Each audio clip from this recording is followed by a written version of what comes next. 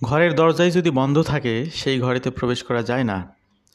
কানাডার রেগুলার যে সমস্ত ইমিগ্রেশন প্রোগ্রাম রয়েছে, skilled migration programme, provincial nominee programme, এই প্রোগ্রামগুলোতে কোয়ালিফাই করতে হলে IELTS-এর একটি নির্দিষ্ট ব্যান্ডের স্কোর থাকতে হয়।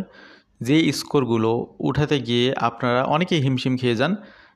80% পিপল যারা কানাডার বাইরে থেকে আবেদন করে তারা এখানে কোয়ালিফাই করতে ব্যর্থ হয় আইএলটিএসে একটু কম স্কোর পাওয়ার কারণে।